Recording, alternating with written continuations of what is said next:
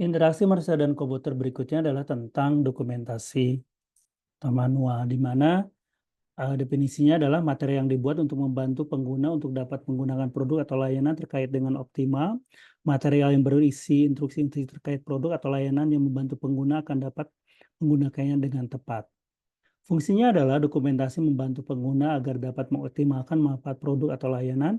Dokumentasi juga dapat meningkatkan kepuasan pengguna karena menjadi sarana komunikasi atau penghubung antara produsen dengan pengguna. Dokumentasi menurunkan potensi keluhan konsumen. Dokumentasi juga menjadi material pemasangan produk.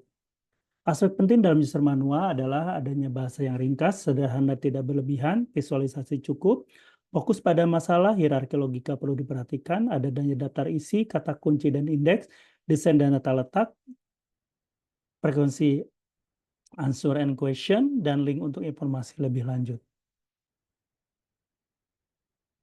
Nah, bahasa ringkas artinya user manual dibuat untuk pengguna awam dan bukan penggembang. Hindari istilah yang sulit dipahami. Bahasa yang ringkas mempercepat pemahaman. Asumsikan pengguna adalah orang awam yang buta terhadap aspek teknis. Hindari penggunaan kalimat majemuk. Kalimat majemuk dapat menyesatkan atau membuat rancu. Sederhana yaitu kesederhanaan menyangkut desain dan konten. Hindari kalimat yang panjang. Tulisan tidak boleh terlalu rapat atau penuh. Visualisasi artinya optimalkan fungsi ilustrasi, gambar, bagan, dan yang lainnya. Konten visual biasanya lebih cepat dipahami. Konten visual dapat menggantikan kalimat yang panjang. Optimalkan screenshot maupun video tutorial. Fokus pada penyelesaian masalah. Jadi user manual ditujukan untuk menyelesaikan masalah, inventaris fitur-fitur produk, dan relasikan kegunaan atau cara pengoperasian terkait dengan masalah yang spesifik. Kemudian hierarki artinya penyusunan urutan paparan user manual sangat penting. Bagian depan biasanya dimulai dari pembahasan yang bersifat umum. Semakin ke belakang biasanya pembahasannya semakin detail dan teknikal.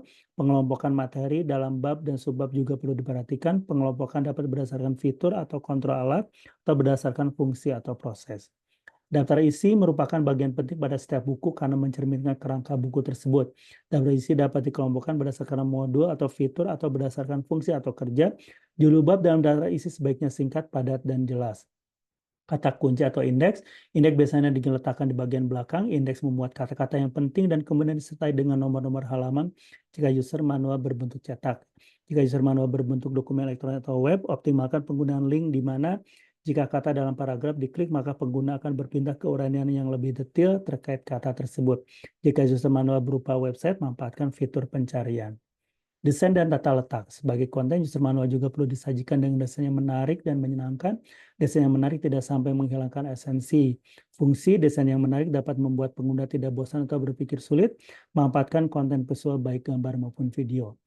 Frekuensi ask question, jadi berisi data pertanyaan yang sering muncul dan jawaban atau solusinya. Fitur ini bermanfaat karena FAQ biasanya terbentuk atas masalah yang sering muncul. Pengguna biasa membuka user manual saat menemui masalah, dan kemudian FAQ dapat mempercepat solusi karena ada kemungkinan masalah yang dihadapi pengguna sudah ada di FAQ. Paparan dalam FAQ sebaiknya dijelaskan dengan detail, juga disediakan link untuk informasi lebih lanjut. FAQ biasanya terdapat pada user manual dalam format website. Demikianlah penjelasannya, terima kasih.